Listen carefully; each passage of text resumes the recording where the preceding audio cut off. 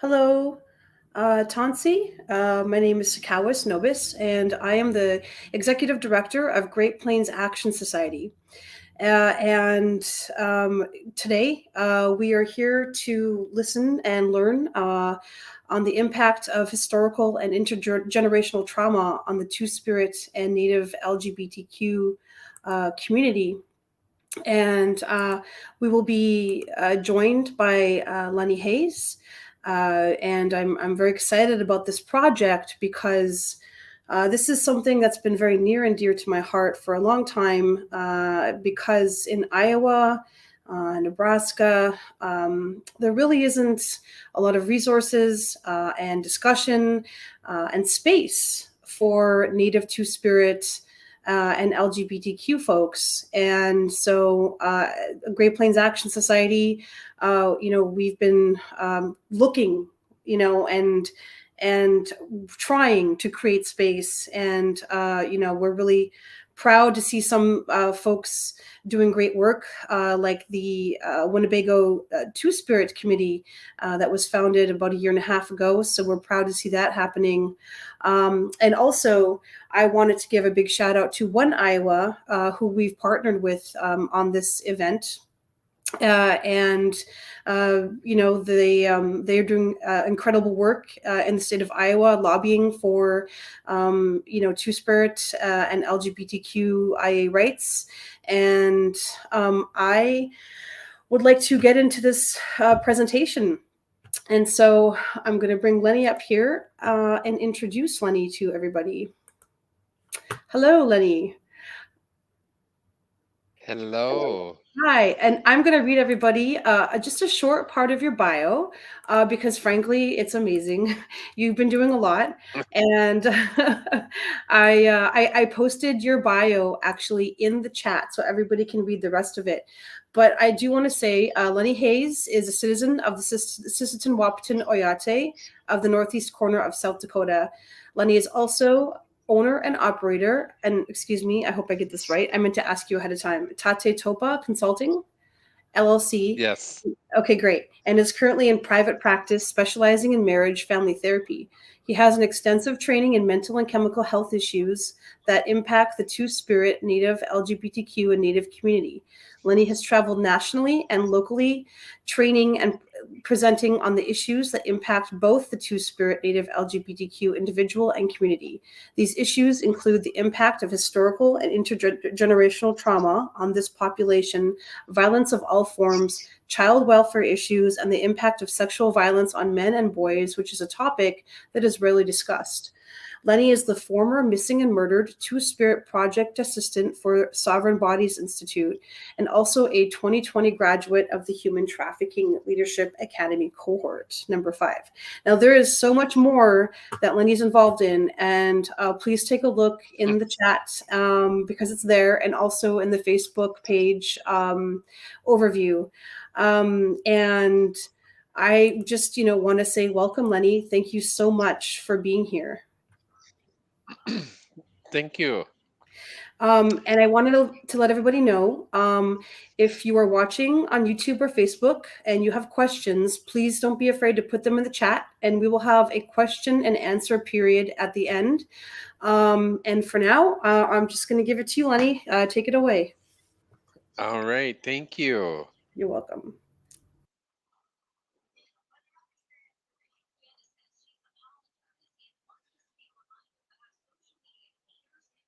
Did that slide come up?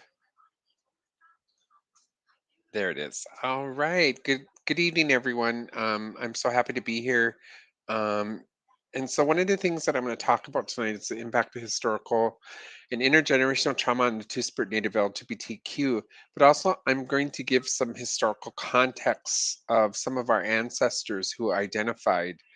What I also want to say about this presentation is that I'm not specifically talking about one tribe, but I'm going to be talking about various different tribes. And I want to be respectful to all of our communities across Indian country with individuals who identify as either Two-Spirit or Native LGBTQ, and I'll get more into that into the presentation. So we as Indian people always introduce ourselves in a good way. So I come here in a good way, and want to help educate and bring awareness of the many, many different issues that really impacts this community. This community is often a forgotten and underserved community, not only in our tribal communities, but across the U.S. And so this is who I am. My name is Tukawanahi Luta, which means Redstone Ghost. My English name is Lenny Hayes, and I'm from the Sisseton Wahpeton Oyate of the northeast corner of South Dakota. I am owner and operator of Tate Topa Consulting. I'm a mental and chemical health therapist specializing in marriage family therapy. I'm also an advocate, a mentor, an educator, and a motivational speaker. In my language, I would be identified as a winkta. That's the word that was given to me by my people. And then secondly, I will identify as a two-spirit male. And then lastly, I will identify as a gay male. So for me, calling myself a winkta is the word that was given to me by my people. And so for me, I look at that as sort of decolonizing the way that I used to think before and only identified as a gay male. But once I went through a lot of my own personal healing, and sat with a lot of Two Spirit elders and talked with them and learned a lot about Two Spirit identity. Um, I always identify myself first as a Winkta. I'm also a survivor of the I'm a survivor of child sexual, physical, and mental abuse, and I'm also a survivor of the foster care system.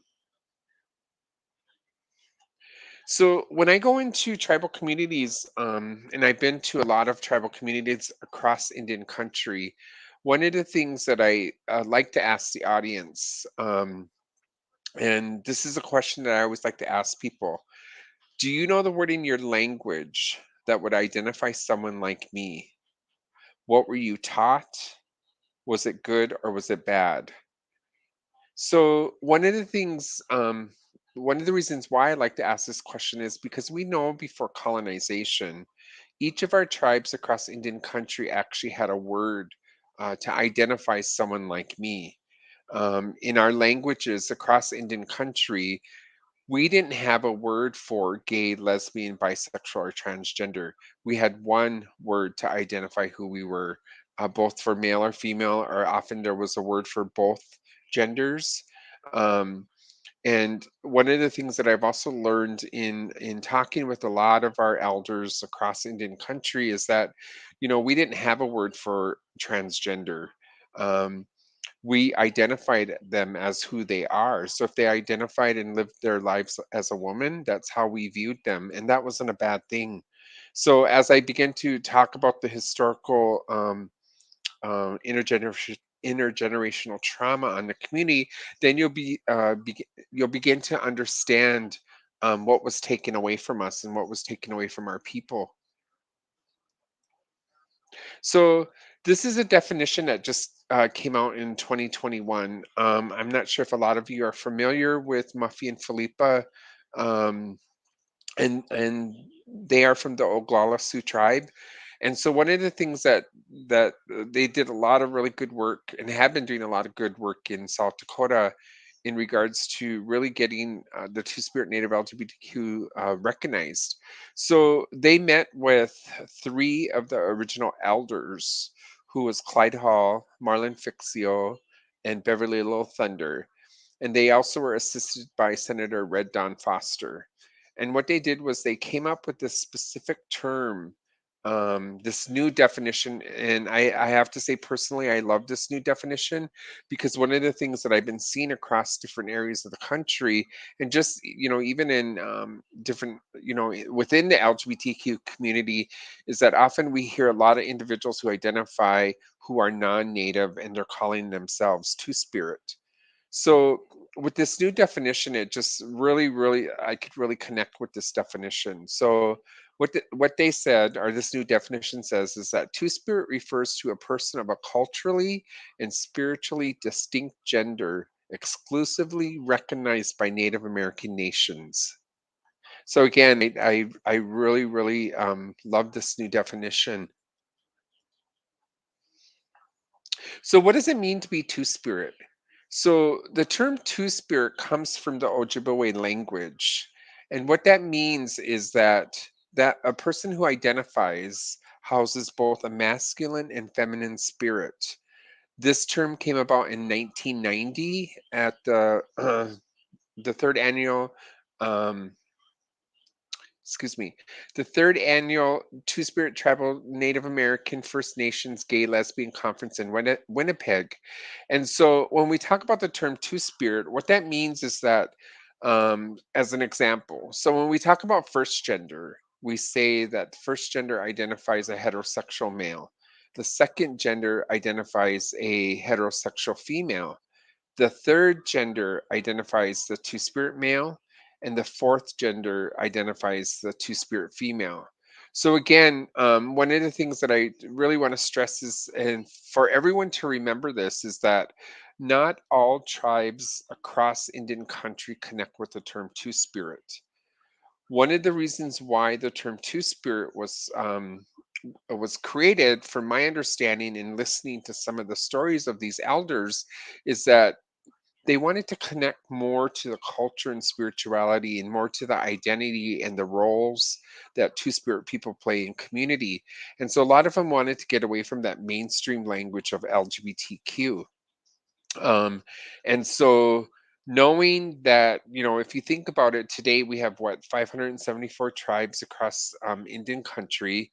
Um, with over what I would say 200 languages.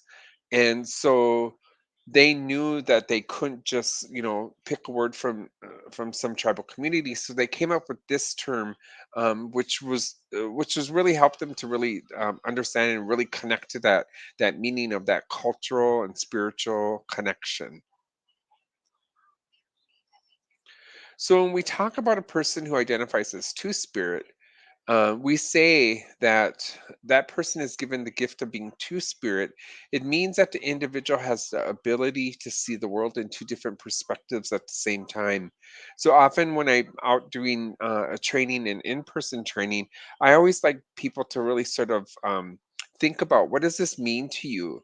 Often, for me, when I look at that, it means, for me, I'm able to look at the world as a female and as a male, and give different perspectives on different things that may come up or whatever. So for me, that's what that means. So I always encourage people to sort of think about this slide, and what does that mean to you.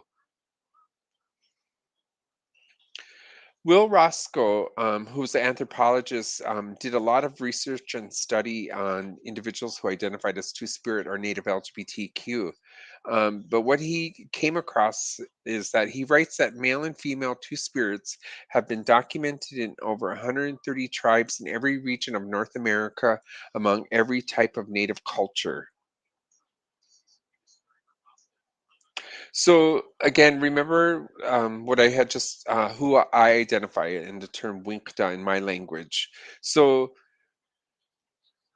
I always like to present this to give people that understanding, going back to that question that I asked, do you know the word in your language? So if you look at the left column, there's a tribe, the middle column is the term, and then the third column is gender. So what we have here is the Crow, the Navajo, the Lakota, and the Zuni people, in their term, and then the gender it identifies. Now, when I was saying earlier about that some tribes don't connect with the term two spirit, one of them would be the Navajo people. So a lot of my Navajo colleagues will often call themselves Native LGBTQ. They will not call themselves two spirit within their community because it has a totally, totally different meaning. So in their language, some of them will often call themselves Natle, which identifies a male or female. But also, from my understanding, that the word "natle" is such a very powerful word in their language and within their culture. From my understanding, it means that continuously transforming. That's sort of the understanding that I have gotten from talking with my Navajo colleagues. One of the things that they also talk about is that often sometimes some of them will call themselves two spirit outside of their community, but not within their community, because they want to be respectful to their Navajo community. Um, And that's okay if they call themselves Two Spirit outside of their community, which is fine. So again, I really want to be clear about like all Navajo people who identify. Some will call themselves Native LGBTQ, and some won't. Some will call themselves Two Spirit, and some will call themselves Native LGBTQ. So again, it's a universal term that's used across the Indian country, but it's also important to remember that a lot of these communities, a lot of tribal communities, don't call themselves Two Spirit.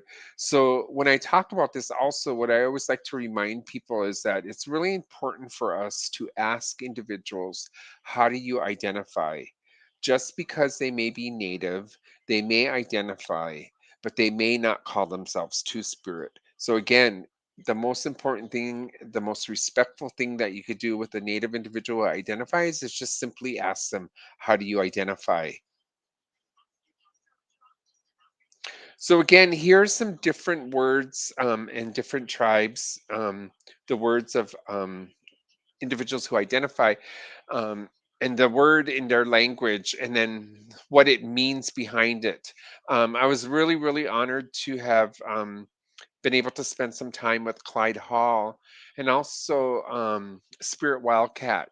And so when I seen this slide in one of their presentations, I had asked them if it was okay if I use these slides, because again, for me, this was a learning experience, because a lot of these words I've never heard of, or, the words that come from different tribes, and just the meaning behind it. So again, this is a very, very powerful slide.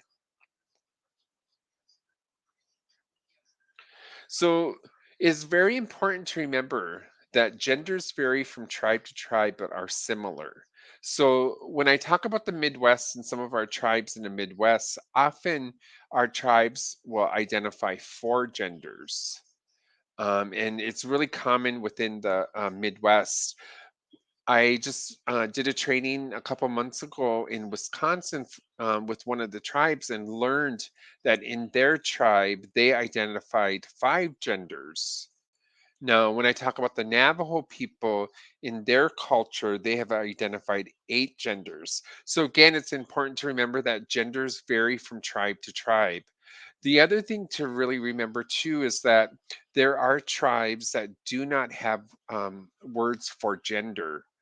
So again, one of the things that I really remind people too is that one of the things that's happening today is that a lot of times we're forced to use genders. Um, I just really want to say that I want to be respectful to the people who use genders, and it's okay. But what I don't like is that sometimes we're forced to use genders. So when somebody says to me, say your name, your title, and which gender do you use, often I will respond by saying to them, I don't use pronouns, or yeah, pronouns, because I believe it's a form of colonization. Now, if you really think about it, and all the conversations that I've had with elders across Indian country, is that before colonization, we didn't really view people in that sense of that deep understanding of gender identity. We were very respectful to everyone. And so often I've heard elders say, why do we have to do that? I don't understand. So again, it's just that understanding that that's forced upon us.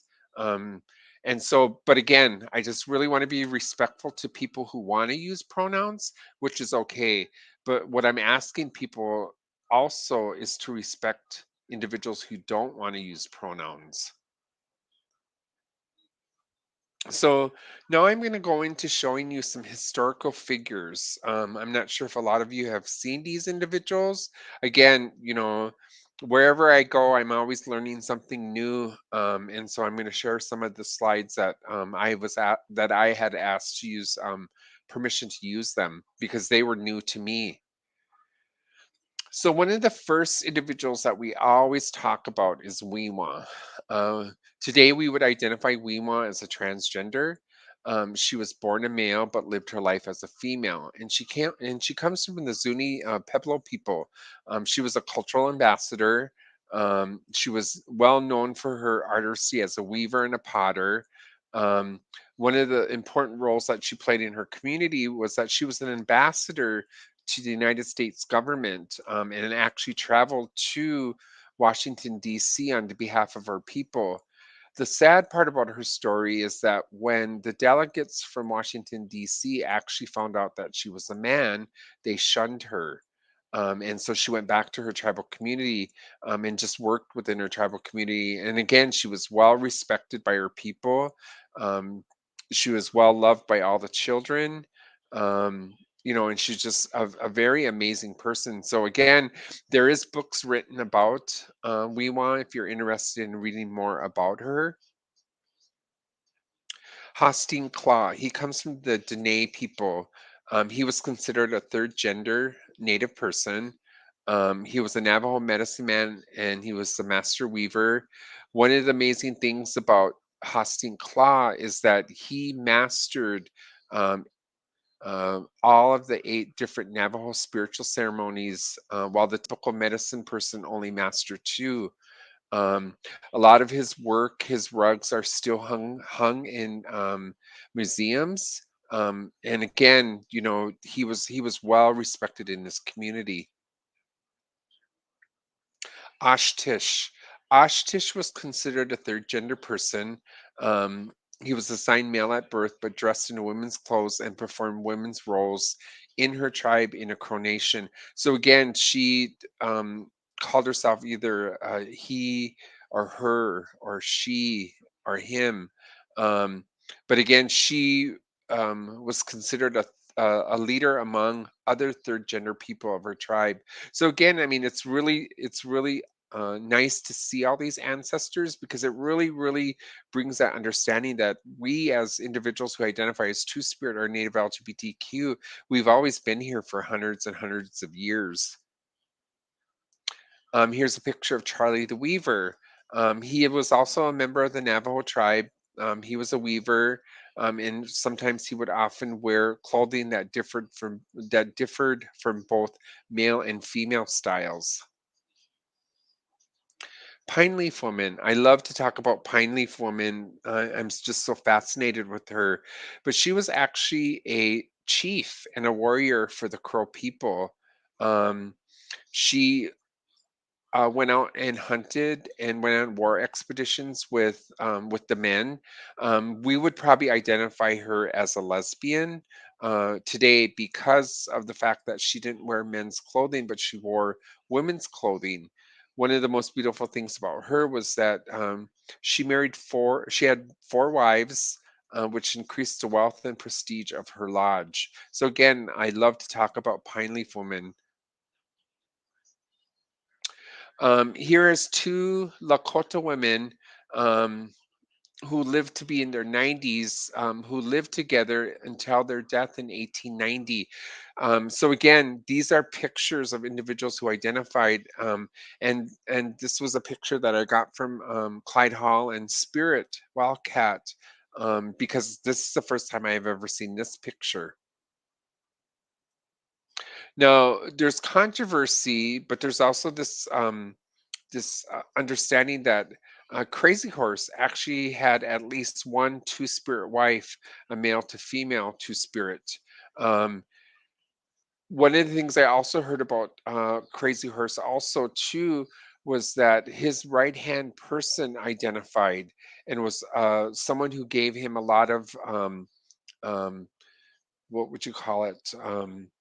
Support, gave him a lot of understanding, helped him to make decisions. So again, these are things that we don't even talk about. So I was really fascinated when I heard this story of Crazy Horse. This is George Winch Tendory, who comes from the Shoshone Bannock people, the Shoshone people. And again, this was an individual that I learned about just several months back when I was out there doing a symposium um, with their because they were celebrating Pride Month. So again, it was fascinating to hear about George and what he's done for his people. And he was considered a keeper of a tribal culture, traditions, and songs. Was a well-known craft and peacemaker for the tribe. And here are some other historical individuals, blue dog eyes, and here's a picture of a female to male. So again, we've always been here. It's not like we just appeared today. These are our ancestors. I always like to call them my ancestors. These are individuals who identified, who played different roles within their tribal communities. So before colonization, individuals who identified as Two Spirit or Native LGBTQ. So again, you can see that I'm going back and forth from saying Two Spirit and Native LGBTQ is because I want to be respectful to the individuals who do not call themselves Two Spirit and only call themselves Native LGBTQ. But these are some of the community roles that we played before colonization. We were healers or medicine people. We were parents of orphan children. We are conveyors of oral tradition, foretellers of the future, name givers of children and adults, which still happens today. Nurses during war expedition, potters, matchmakers, makers of feather regalia, and they played special roles in the Sundance. So I know of two individuals, a Lakota male and uh, a female Dakota, who actually run or is a leader in the within their Sundance. So we know that that's happening today. One of the things that I always say too is that because of colonization, often what has happened is that um, individuals who identify today are usually often called abusers, sexual abusers. I've heard so many different stories from people. I mean, I've had the opportunity to sit with a lot of individuals and hear their stories, and often sometimes the adults around them or just people in general around them would tell their children to stay away from individuals who identified because they said that they would hurt them sexually. And history tells us that our Two Spirit people actually took care of orphan children. So, and then when we talk about today, one of the things that has helped me to understand my role as an individual who identifies as a Winkta, but also identifies as a person, a Two Spirit person, is that I see myself as either a healer or a medicine person just because of the work that I do. I sit with people, I counsel them, I listen to them, I give them advice. So that would be my role as a individual who identifies. When I was in Wisconsin, I was very honored to sit with an individual who was male bodied, and he was telling me about the things that he loves to do. Like, one of the things he talked about is like, I take care of my niece and my nephew. um, I love to bead, and he does beautiful beadwork and does other forms of artwork. So when he was telling me this and he finished his conversation, what he didn't know, which was really surprising to him, was I said to him, that's the role that you play as someone who identifies. You take care of children, and you do beautiful artwork. Those are your roles as an individual who identifies. So, Two Spirit people were treated with the utmost respect and honor before colonization.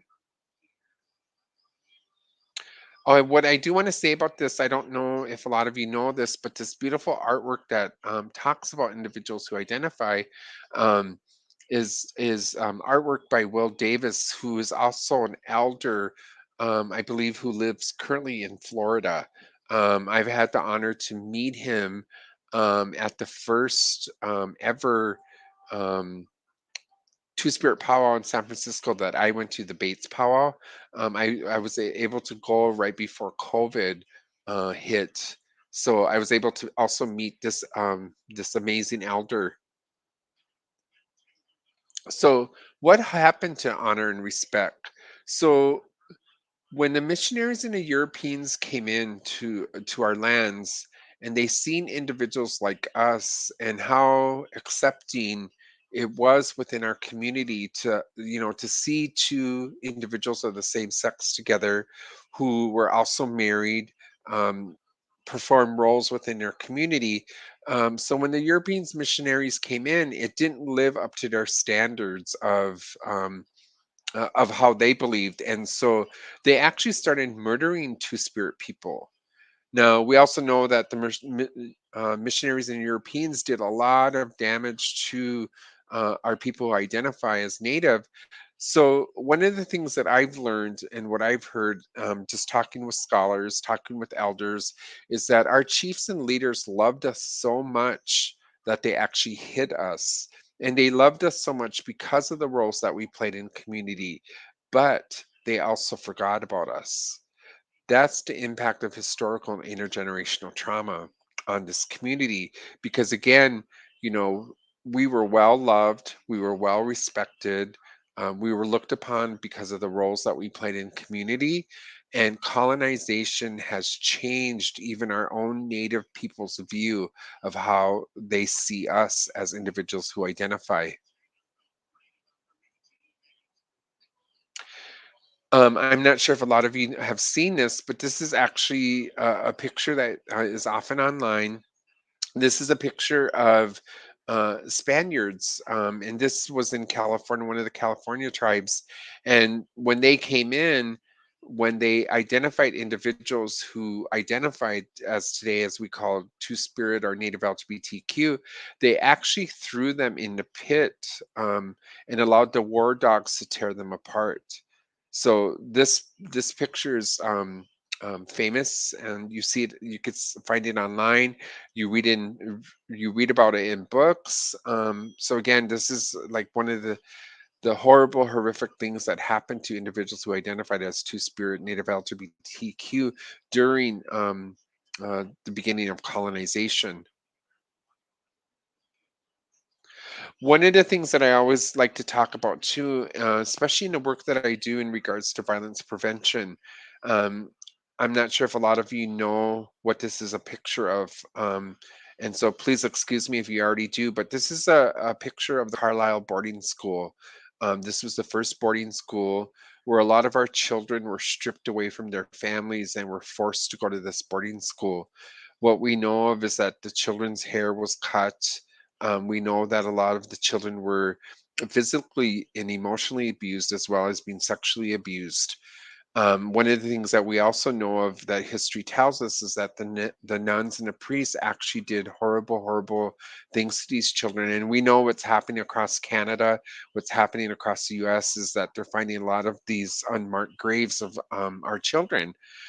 But the reason why I like to show this picture, and this was a conversation with a colleague of mine who also identifies, and we're sitting and looking at this picture, and what we know of, what history tells us, that in some tribes, when children were coming out or when they came out, they actually had celebrations and ceremonies for these children.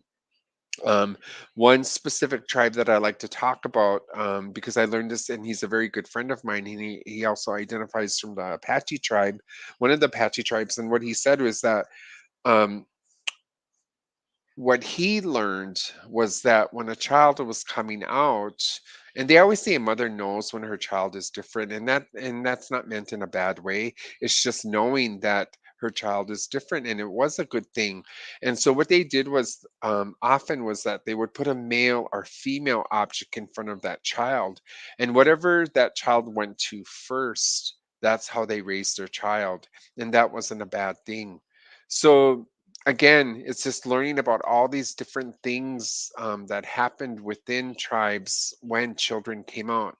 But one of the things that we talked about was that today statistics tells us that 1 out of 10 individuals, um, out of one excuse me, 1 out of 10 individuals, one of them identifies in when we talk about statistics as LGBTQ or Two-Spirit or Native LGBTQ. So it's really important to know that. So when we were having this conversation, our I guess conversation was, how many of those children do you think may have identified? And so when we talk about violence and sexual violence against children who identify, we know that these priests and nuns groom these children. So again, this is really, really important to think about. So when we talk about historical and intergenerational trauma in this community, one of the things that I know of through my work, through community work, and just often just sitting with people who identify and hearing their stories, um, but these are a lot of the issues that impacts individuals who identify as Two Spirit or Native LGBTQ. Now, when I talk about this slide, also, I always like to remind people, please do not think that every one of these issues, individuals who identify experience every one of them. They don't.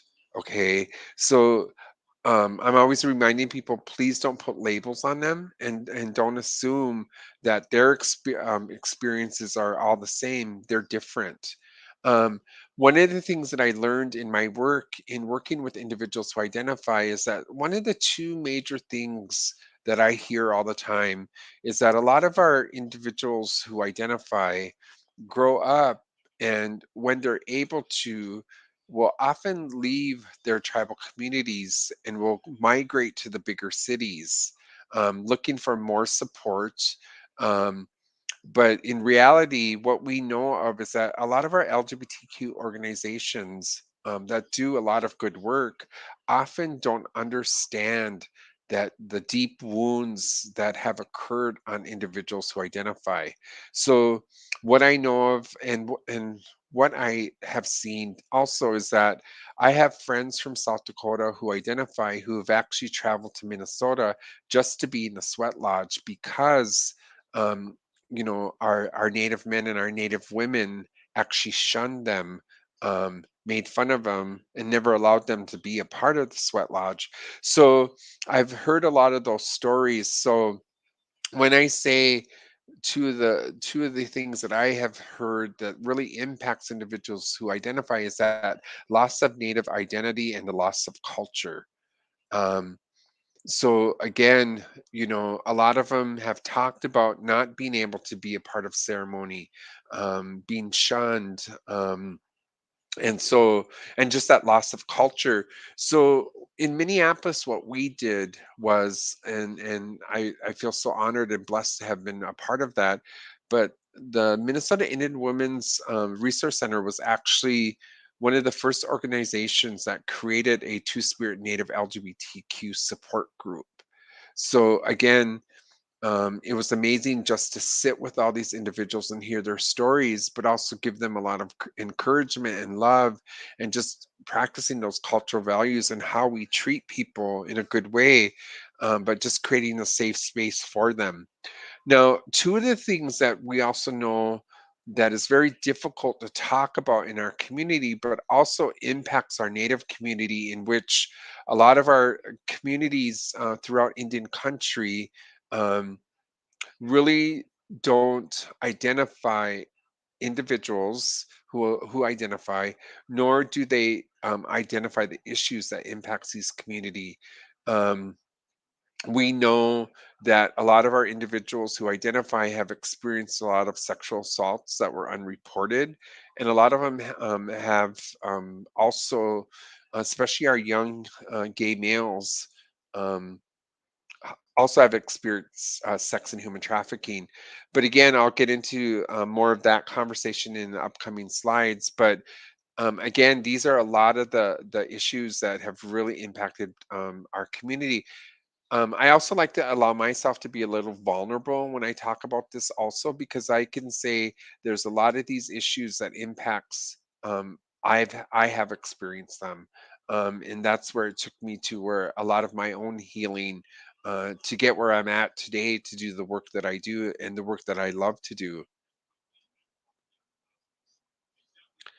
Now, this was the only research that was ever done in regards to, well, I would say one of the first, actually, and this is work that was done by Dr. Karina Walters and her team out in Washington.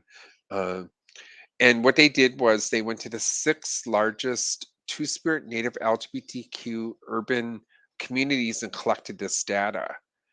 Now, the only thing that disappointed me in this was the fact that we always do really well in urban communities, but we don't do well in the rural or tribal communities.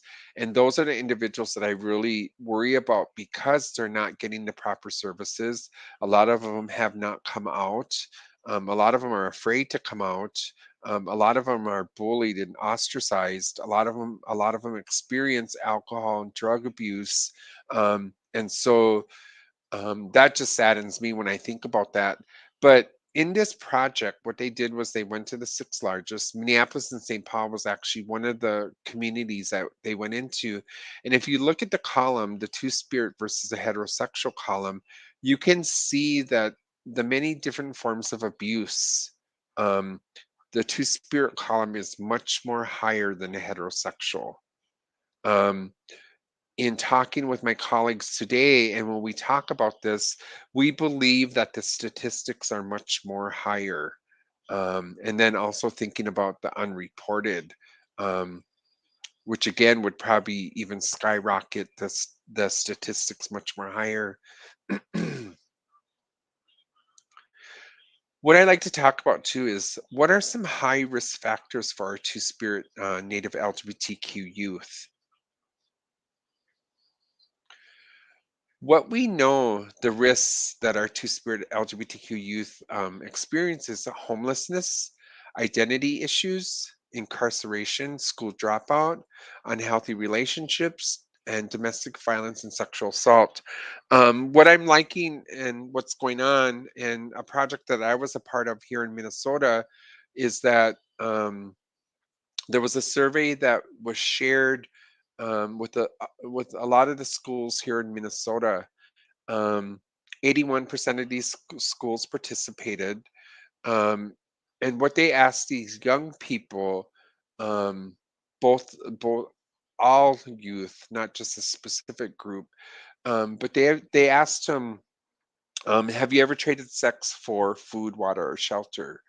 Um, Sadly, in Minnesota, with the native population being one of the lowest populations, they actually had the highest. Um, the native youth um, was high, but was what was really astonishing from that report and that study is that the youth who identified as Two Spirit or Native LGBTQ had the highest rates of trading sex for food, water, and shelter. So if you think about it, you can only imagine how different and how much higher it could possibly be in different states. So again, I was really happy that research was done, but I was also very sad. And then you think about too, like the depression, and the mental health. I'm not sure if a lot of you are familiar. Also, the Trevor Project came out with a report just recently talking about the mental health of youth who identify as LGBTQ or Two Spirit Native LGBTQ. Um, the Two Spirit Native LGBTQ youth um, had the highest rates. So again, if you go to the Trevor Project, you can actually look for that research in that report. It's just astonishing. Here are some of the critical issues affecting LGBTQ homeless youth. Again, mental health issues. Research has documented there's high rates of depression and substance abuse, conflict with the law, prostitution, survival sex, suicide, risky sexual behavior, HIV and AIDS, and sex and human trafficking. When we talk about the rates of suicide, the Centers for Disease Control and Prevention has reported that suicide is the second leading cause of death among youth ages 15 to 24 and is the third leading cause of death of youth from age 10 to 14. So when I go into tribal communities and talk about the rates of suicide amongst the youth who identify, one of the things that I always remind tribal communities is that our youth who identify should not be killing themselves, and that we as Native people are failing them because we're not teaching them the beauty or balance of what it means to be Two Spirit or Native LGBTQ, or reminding them that they're going to play a role in their community. I worked with an 11-year-old boy who identified as gender fluid, but also identified as two spirit. One of the things that he suffered from was depression and anxiety.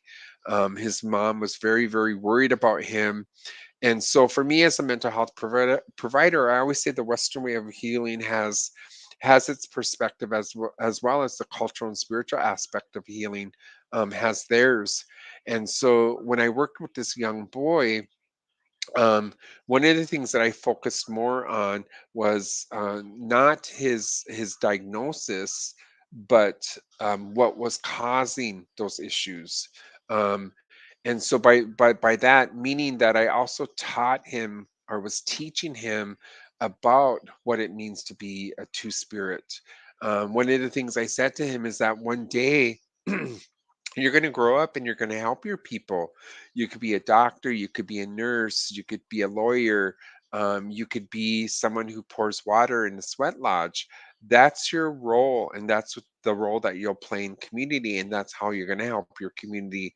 I was so very proud of him that when I finished working with him, he actually went back to his tribal school where he was from and actually created the first gay and straight alliance in a tribal school, which is really, really amazing. And today he's 17 years old and he's flourishing.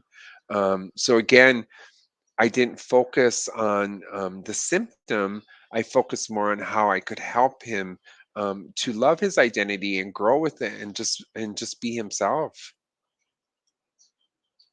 So again, here's some more suicide statistics. I'm not going to spend a lot of time on this, but again, you could see the high rates amongst our female to male transgender and our male to female transgender adolescents.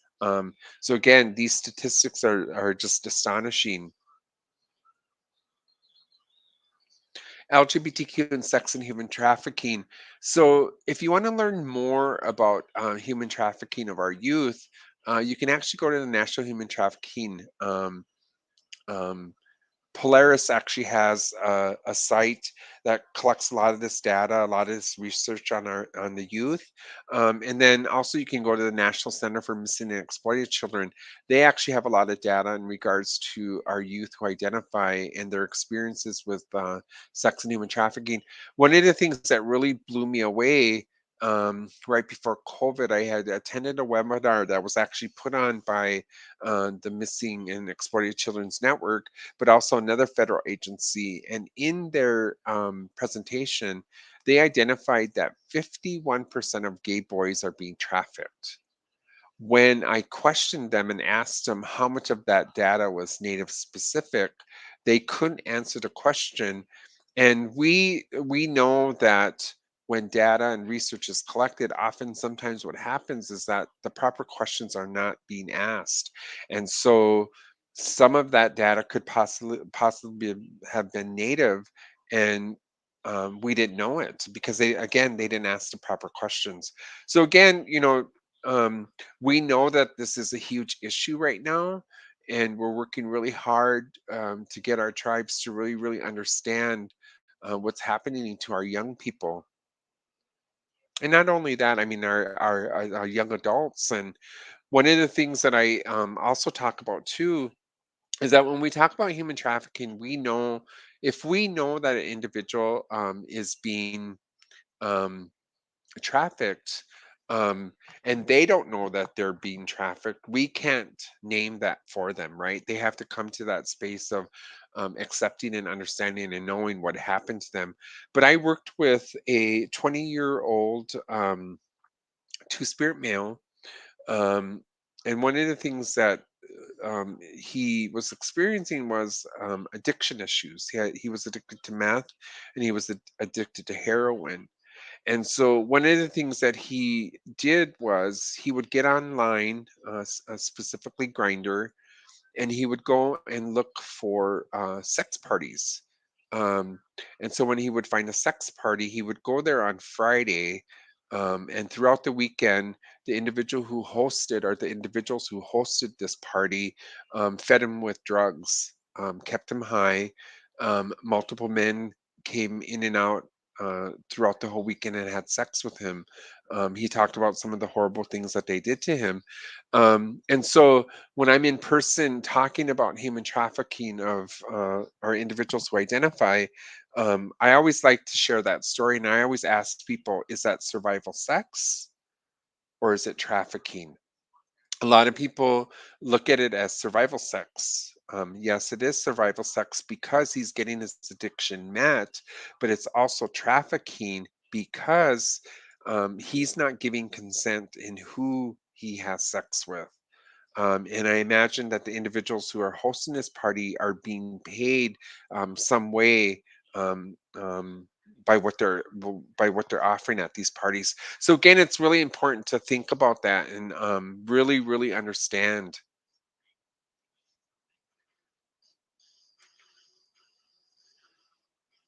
So again, my good friends out in the Shoshone Bannock tribe, Spirit and Clyde, one of the things that they talk about is to be physically present for individuals who identify. Um, you can offer to accompany them to LGBTQ2 and Two Spirit events. Walk with us outside, sit next to us on public transportation, and stand beside us in other spaces to ensure that we have an ally who can provide a physical presence in unsafe places. So again, this is like really important to understand. This is how you can be an ally to my community. Um, l- for many years, because I started doing this work way back in 2010, so I've been doing this work for a really long time. And this quote is very powerful, and it hurts to hear this. But this quote comes from Beverly Lowthunder, who today is an elder in our community. She's an activist. She actually has a book out there if anyone is interested. It's her memoir, and it's called One Beat at a Time. But her quote is very powerful, and what she says is that the pain of being rejected by one's own people can be the most devastating. So, I want us all just to take a deep breath. I know that I covered a lot of um, violence, and the things that have happened to us as Two Spirit Native LGBTQ people. But what I'm going to do show now, and I have permission from the families. I'm going to be sharing some pictures of Two Spirit people, and I'm going to tell their stories. But I also want you just to take care of yourself. If you need to, smudge yourself down, take a walk away from your computer, stretch, do whatever you can to take care of yourself. Because again, this stuff is very powerful. It's very impactful. And if you never ever heard of stuff like this, it's just it's going to be embedded in your mind, and you're going to think a lot about this. So, what really got me into this work also too is that within my own tribe, within just a little over a 2-year span, 5 individuals from my tribal community who either identified as Two Spirit or Native LGBTQ died by some form of violence. This is one of the reasons why I got into this work in regards to violence against this population, but also because of like what happened to my own uh, community individuals, relatives who identified and what happened to them. So again, please take care of yourselves because I'm going to be sharing their stories. This is my friend Jared. Jared and I went to school together. Um, we were friends in school. Um, Even as adults, we were friends. One of the things that um, Jared would often do is that he would send me a message on Facebook and he would tease me. Um, One of the things that he would say is he would call me Dr. Hayes, and I would laugh at him and tell him, "Well, I'm not a doctor, but anyway." And often he would ask me if I would counsel him, and I had to explain to him that ethically I couldn't provide these services to him, but really encouraged him to go and find someone um, who he felt safe with and who he could talk with. but he never trusted anyone. He suffered from alcohol abuse. Um, he was a really good person. Um, Jared was our first victim from our community. Jared was stabbed multiple times and blunt force trauma done to his body. Today, they have not yet found his killer. Um, and so, again, we know that a lot of our communities talk about individuals that we know of, or just people who they know of, who identify, who are missing, or who have been murdered. And often, sometimes we don't talk about it outside of our community. But again, you know, I did work for Sovereign Bodies for 13 months as their Missing and Murdered Two Spirit Project Assistant, and I have seen the actual data. They are the only Native organization in the country who actually holds data of missing and murdered Two Spirit people. Um, and so when I looked at all of that data, looked at the names, looked at these individuals, I had to smudge myself down and take care of myself because it was so impactful just to see those names, because I always knew that this type of violence has occurred on our people, but just was never ever documented. Um, our second one was Dallas. From my understanding, I talked to his aunt a couple years ago, and I had asked her. I said, "How did Dallas identify?" Um, she told me that Dallas identified as transgender. Um, and and I didn't know that. So please, I just want to be respectful and mindful of them to make sure that I properly talk about them. But in the picture to the right is a picture of Dallas, um, and the little boy that's with Dallas is actually his son. Him and are actually their son, um, and um, they and another two female bodied individual wanted to have a child together, and so that's their son. um, Dallas and their brother got into an argument. They were drinking alcohol. Him and their brother um, got into an argument about Dallas being gay or identifying as gay, um, and their brother stabbed him to death in the basement of his grandmother's house. So this was our second death on our reservation. The third one is Vernon. For me, when I look at Vernon, um, personally, I always think of Vernon as being a true Winkta, just because of the roles that he played within our community. He was an advocate, and he advocated to our tribal council about same-sex marriage. He was actually one of the co-founders of the first Two Spirit Society in South Dakota, which was the SWO group.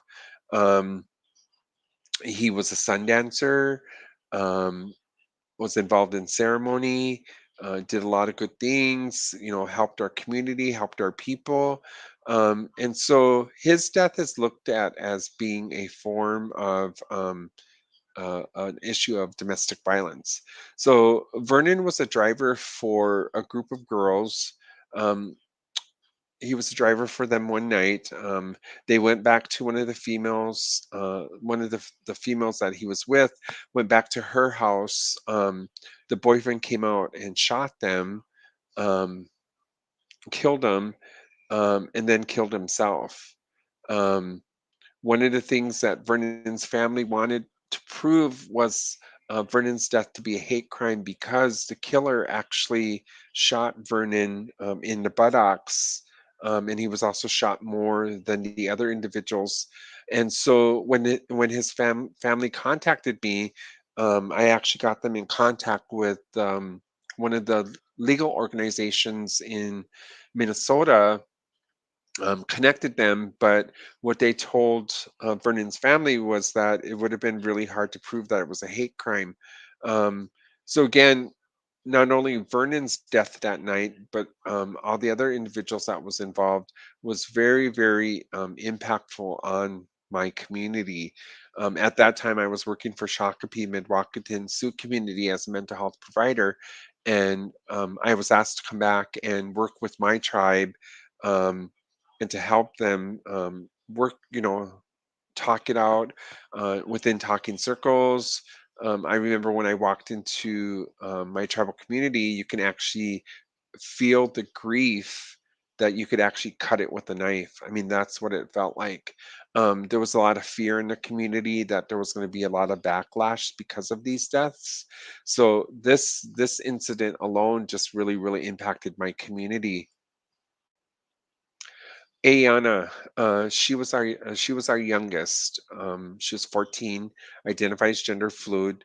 I've seen pictures of her dressed as a female and also dressed as a male. Um, Ayana, from my understanding, was in the middle of our tundra within our tribal administration office, and was talking about bullying and respecting and honoring one another. um, I mean, that took a lot of courage for her to do that. And 2 months later, Ayana committed suicide. She didn't leave a note, so nobody knows why she committed suicide. Um, One of the things that really, again goes back to what I said earlier. Our young people who identify shouldn't be killing themselves because of their identity. Um, but again, for me, when I look at suicide, I look at it as violence upon oneself, and that's how I view it. So again, I mean, just our young people who identify shouldn't be killing themselves. Reyna, I haven't heard much lately, but from my understanding, Reyna's death is I believe still being investigated. Still, there's legal stuff that's happening or that's going on, from my understanding. But Reyna was in the Watertown uh, police station, and she had asked for mental health services, and she was denied. And when they went back to check on her, Reyna had committed suicide. She hung herself in her cell. And so again, this is a legal issue that's still going on. Thankfully, stuff like this hasn't happened within my community for quite a number of years. But again, the families wanted me to show their pictures. They wanted me to tell their stories, and they didn't want them to be forgotten, but they also wanted people to also understand the violence that's perpetrated upon individuals who identify as Two-Spirit or Native LGBTQ across Indian country. So again, I share their stories.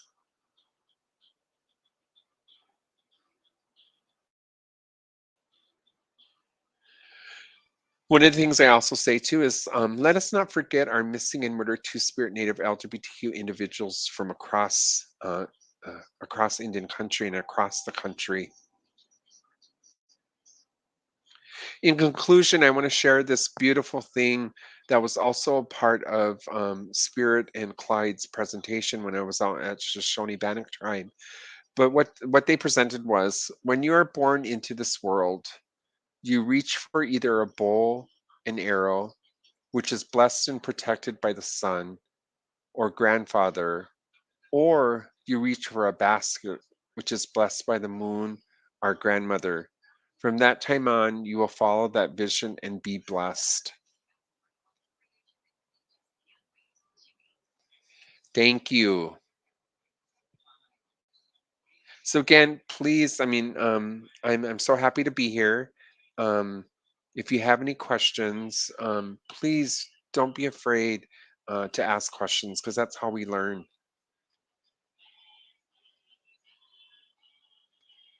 You're on mute. All that time to prepare, and I was still on mute.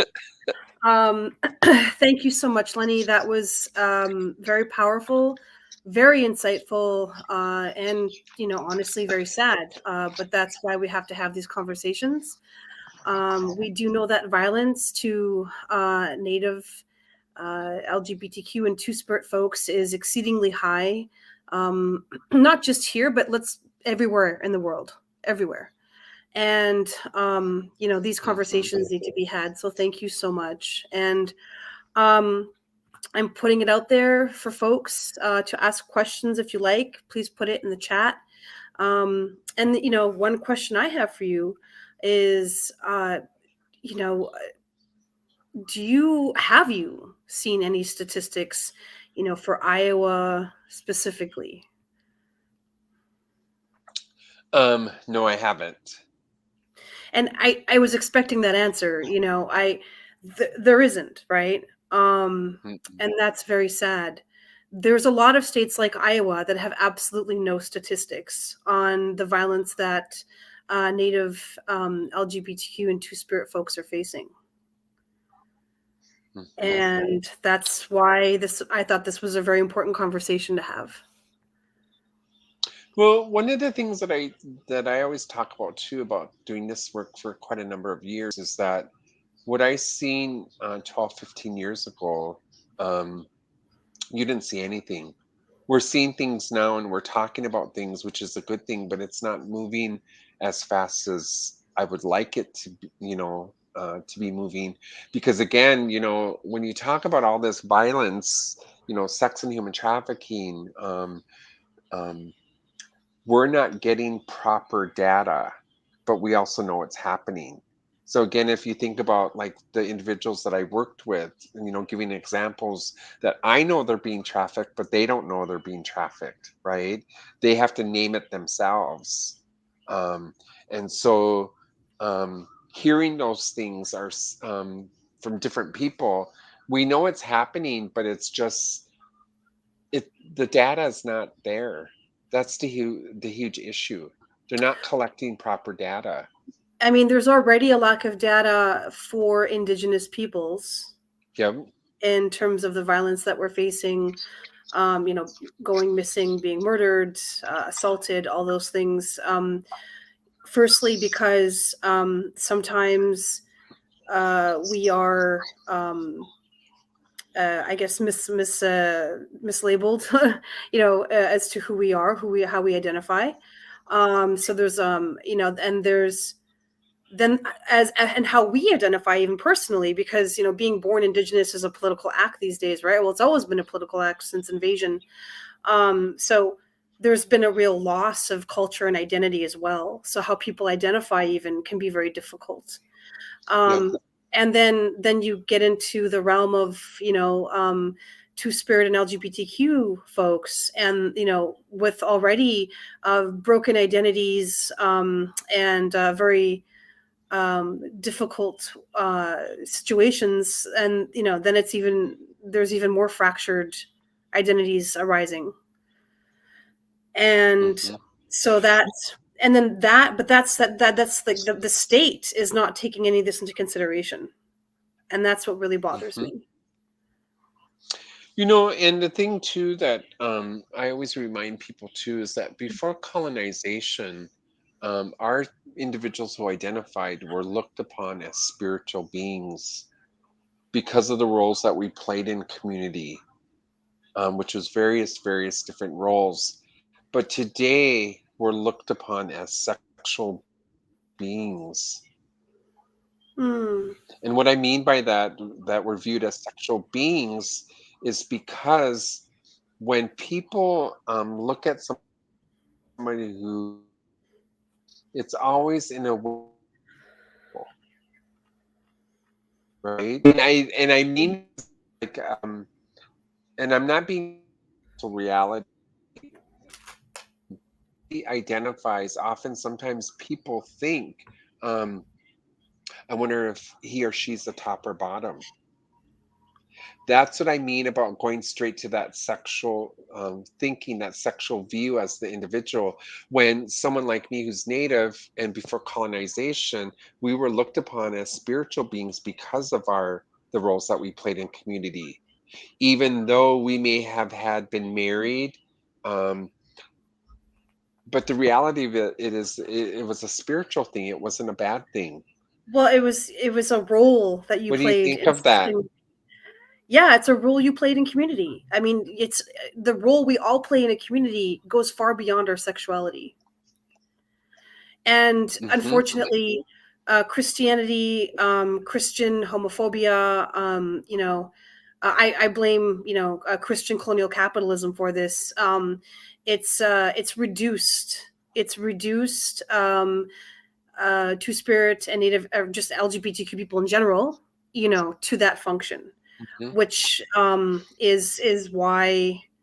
Well, which is why I'm glad that you're around, and I'm glad that you're doing the work you're doing. Because Thank you. we got to combat that. And Hmm. yeah, and so I'm trying to think of. I geez, I mean, I have a lot of questions, but also I'm trying to leave some room for other folks. And actually, we don't. Yeah, we're I don't we don't have any questions. I've been getting a lot of like private messages though from people, and they're telling me how happy they have been to be able to see this presentation and how much they've learned. That's awesome. Yeah. So, that's a good thing. That's a very good thing. Awesome. I don't know how I personally haven't seen something like this, in Iowa, like, broadcast across like the state of Iowa before.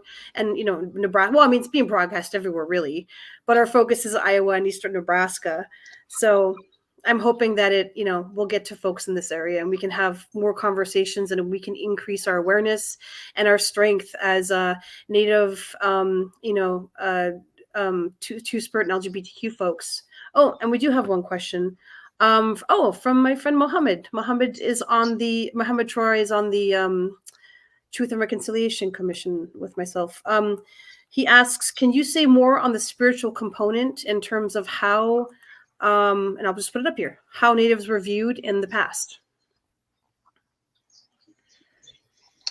So when we talk about the spiritual component, what that means is that the individual played a huge part in ceremony, meaning that they may have poured water, they may have done other things in regards to healing.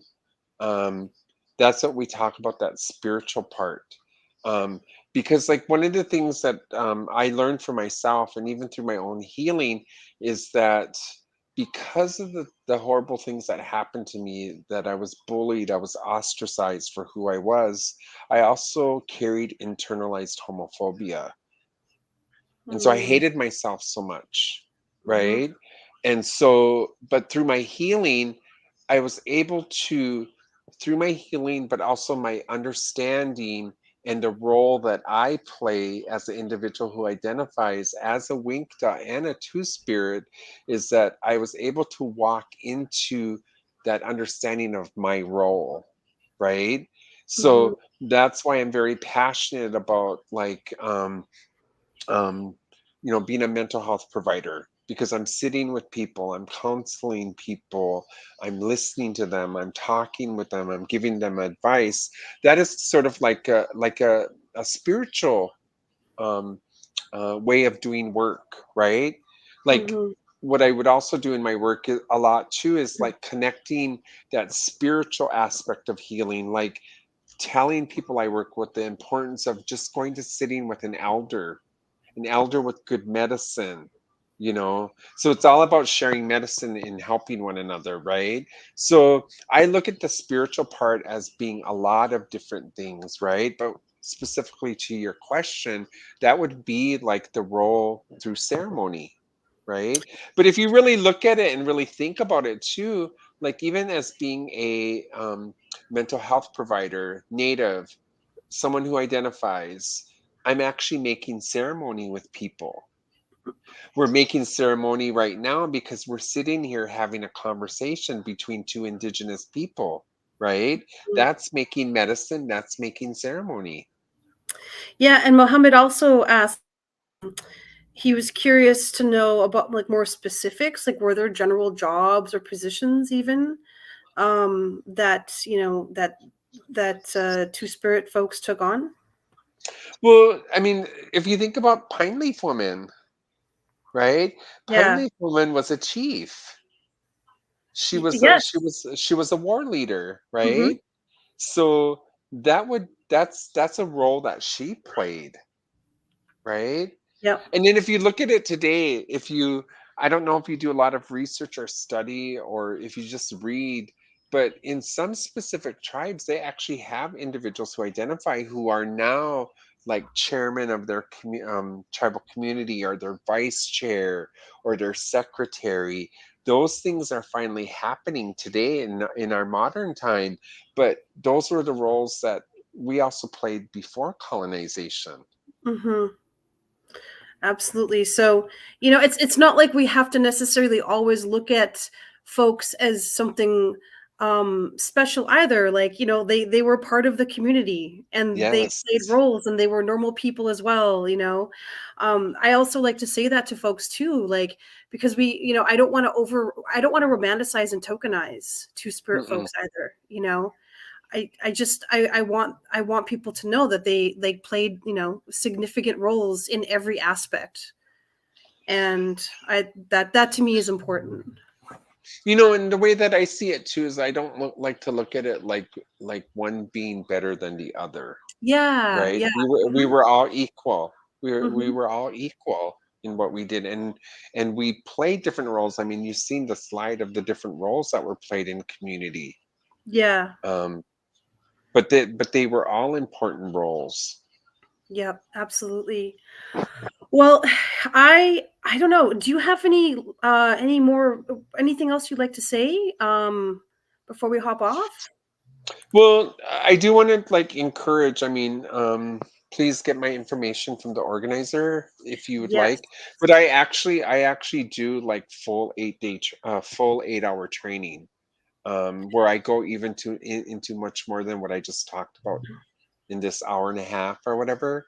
Um, I mean, I really break it down.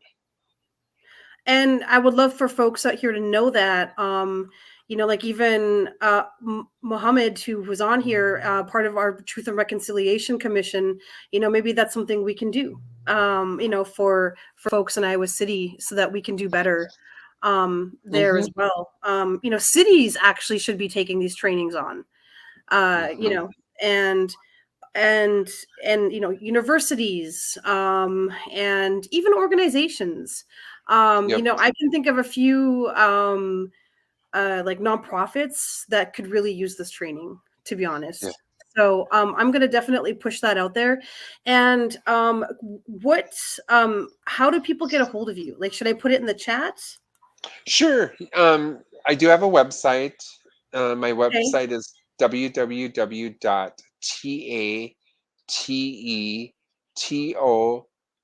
www.tatetopA.com. Okay. That's my website. I do have a lot of information on there.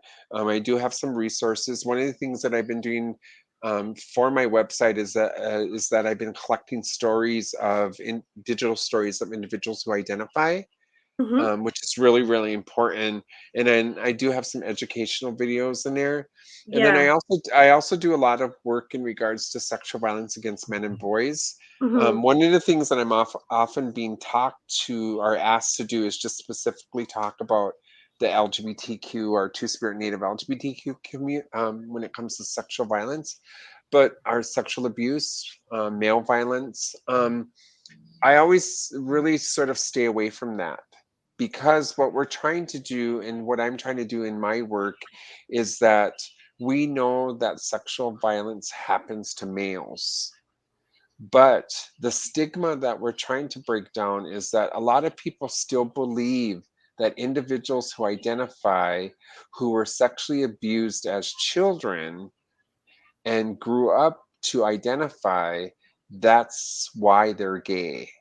Yeah. I really, really like, Well, and it's that's a Christian construction for sure. yes, yes, and Um, then I did a training for tribal programs, tribal colleges, and it was really hard to get this woman to understand um, that that that just doesn't happen to individuals who identify. It also happens to individuals who identify as heterosexual.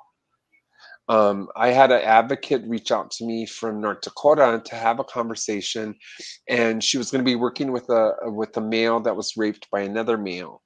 Mm-hmm. And her first question to me was, "How do I help him?" And I responded to her by saying, "Well, you would help him just the same way as you would help a woman. Compassion, Mm-hmm. love, kindness, listen to him." So by the time we were done with our conversation, she finally came to realize and talked about that she had her own biases about males getting raped. Mm. So again, so that's one of the things too when I work with advocates is like we need to challenge our biases, because if we have biases against individuals who identify or just males Mm-hmm. in specific that are sexually abused, we're not going to provide the proper services to them. Mm-hmm. Right. So we have to be willing to challenge our own biases. And that's why I'm always telling our tribal communities, if you have a personal bias against individuals who identify, and you may be a foster parent, right? Because I Mm-hmm. do work in child welfare, and one of the things I talk about is that, and also advocate for, is that we need a curriculum specifically for Native foster parents for youth who identify. I always say our Indian people mean well. They want to help our people, right? They want to help our children. But if you put a child in a home where there's homophobic slurs that are being used, and that child hears that, and that child wants to come out, that child's not going to come out. Yeah, absolutely. It's only going to create more mental health Well, issues, and then or again, even oh, go on. Sorry. I always talk about the grooming process too. I mean, Yeah. because often sometimes, you may have an individual who is a groomer, going to groom that child, possibly even hurt that child. That child's going to run to the streets and become a bigger target for victimization, which is sex and human trafficking. And So again, yeah, yeah, and I know I keep bringing it back to Christianity, but Christianity is a form of grooming as well, yep, you know? yeah. And I was wondering, in your longer sessions, do you talk about how religion had a big part to play in this? Oh Um, yeah, oh, yep. cool. Yeah, because I would love to hear some of that. Oh, we do have one more question. Yeah, we'll have time for one more Okay. question before we get off. And this is from Keenan from One Iowa. So, and One Iowa is one of our is the other co-hosts for this event. So, I'm very glad that Oh, Keenan was able to, yeah, to ask a question. European cultures often associate gender with things like different forms of dress, colors, etc. Gender is obviously very different in Native populations. What kinds of things designated gender? um, that's a really difficult question to answer, because remember what I said earlier, that in various different tribal communities, there was no So such different. word for, yeah. Yeah, There, we're there so was different everywhere. hmm Yeah, I and mean, there was no such word for gender. Like, I'm really good friends with Sarah Deer, and one of the things that I learned about her tribe is that she said we don't have a word for gender, hmm, right? yeah, So again, we have to think outside of that box. We have to yeah, understand and know that it's different throughout Indian country. yeah, And more importantly, to also understand too that tribal communities do not use the word or call themselves two spirit, right? And that's why it's always been and I'm always encouraging people, it's always important just to simply ask someone, how do you identify? And hmm, again, with this whole pronouns thing too, it's not something that I respect people who want to use pronouns, but I always tell people, remind people, then you also need to respect people who choose not to use pronouns, hmm, right? But again, it's something that we're being forced to do. Like, my colleagues who work for the state of Minnesota, they have gotten to the point where they got so tired of people asking them to say their pronouns that they actually started announcing themselves in their Indian name, and that shuts down the conversation, hmm, which is amazing because um, So I always remind non-native people or even just our native people, like if you're going to ask someone to be respectful, instead of saying which pronouns do you use, what we should be doing is saying to people, if you prefer to use pronouns, which ones? Mm, That's much more respectful than just blurting yeah. it out saying which pronouns do you use. So again, but I always tell people I don't use them, but I always say to people, my name is Lenny. I'm Lenny. I'm a human being. If you want to talk about me in a sentence, it's okay to use he, him, and his, but it's also important to remember that when I'm around my feminine native male friends, often sometimes we will call each other she or her, and that's okay. But if you call Hmm. me she or her without my permission, that's being disrespectful, Hmm. you know? So, what I'm always trying to do is just to give people a different perspective because sometimes we can just get stuck on one perspective. I love that perspective. I've put that myself actually over the years, and it's something that's always Mm. bothered me and made me feel just very boxed in. Yeah. And yeah, as Indigenous peoples, like, I don't. It's hard for me sometimes to call people they, because it feels so disconnected. And Mm. I'm like, ugh, it's hard for me to do that. Um, I You wish know we what other had. word? The other What? word I don't like, what I don't like is the word other.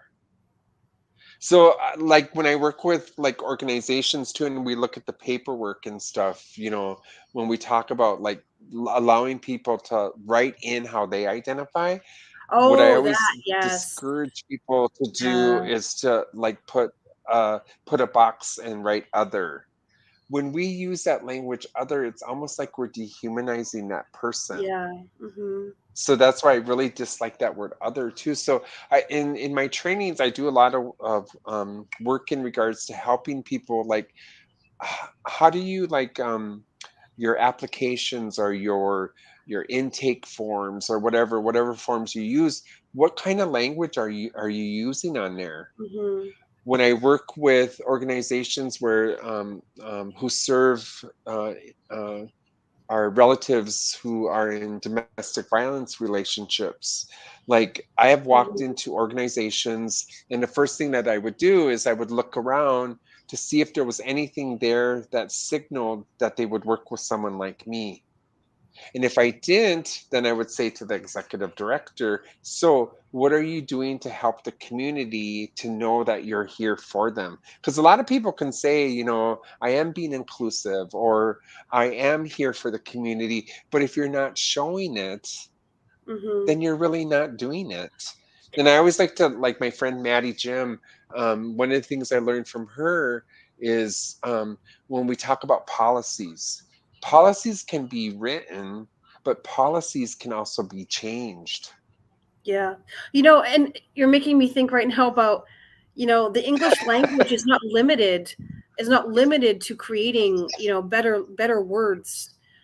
It's the culture. It's the culture that's come from Europe, the culture created in the US and Canada, that's limited in understanding gender and Mhm. sexuality and all that, and how you can identify. There's limited fluidity, and so that's why we're stuck with these very limited pronouns. And that's why we need to, I'm so glad that we're reviving our ways, and I really want to see a lot of people identify with our ways moving forward. Mhm. Well, thank you for inviting me. Oh, it was so great. I learned a lot. And we have a lot of great comments on here, and it was shared out quite a lot. So, we really appreciate your time. And I would like again to say thank you to One Iowa for co-hosting this event, and with us, Great Plains Action Society. And I would really encourage everybody to go to tatetopa.com, TATETOPA.com, and check out Lenny's work. And do more for your organization, your workplace, your city, whatever. We need people like Lenny to teach us more about this topic.